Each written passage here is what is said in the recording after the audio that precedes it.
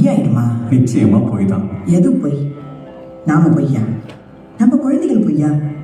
எந்த குறையுமே இல்லாம சந்தோஷமா கழிச்சிருக்கிற இந்த வாழ்க்கைலாம் பொய்யா? என்ன என்ன நினைச்சிட்டு இருக்கோ உன் மனசுல? ஒரு நாளைக்கு வர 2 நாளைக்கு மட்டும் போடுற. தேவையில்லைம்மா, நீ வர தேவையில்லை. இனிமே இங்க வரவே வேண்டான்னு சொல்ற. போன வை. சரி, இரிட்டேட்டிங் கேரக்டர். என் நிம்மதி சந்தோஷம் எல்லாத்தையும் ஒரு நிமிஷத்துல வேலைக்காரி கெடுத்துட்டா. இவ்வளவு சுலபமா விலகி போற இந்த சந்தோஷத்தை தான் நிரந்தரம் நிஜம் நம்பின்னு இருக்கோம். ஐயோ போருமே.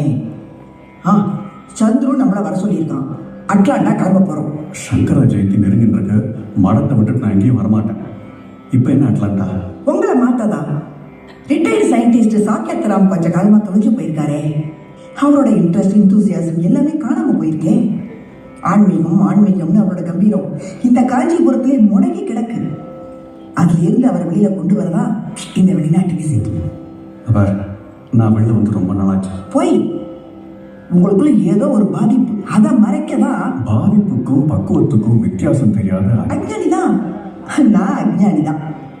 புள்ள கிட்ட போறோம், பேரனோட என்ஜாய் பண்றோம். பழைய சாக்கியத்தராமனா உங்களை மாத்தி சந்தோஷமா திரும்பி வரும். நன்னாவே ஆட்டி வைக்கிறது மாயை. ஆத்மா, ஜீவாத்மா, பரமாத்மான்னு யாரோ எப்பவோ சொன்னதை நம்பிட்டு அதுலயே சிக்கி போயிருக்கிற உங்களுக்குள்ள மாயை இல்லையோ? மாயைனா யாரு? கருப்பா, சிகப்பா, அழகா, அக்லியா? அடிப்பா, அம்மாவோட கர்ப்பத்துல நாம இருக்கிற போதே நமக்குள்ள நுழையிறவ தானே இந்த மாயை. சந்தோஷம், துக்கம், ஆசை, பேராசை, இப்படி எல்லாத்துக்கும் மூல காரணமே இந்த மாயை தானே. ஜாதி, மதம், ஏழை, பணக்காரன்னு வித்தியாசம் பார்க்காம அத்தனை பேர் அடிமனசுலயே குடிகொண்டு இருக்கிற இந்த மாயை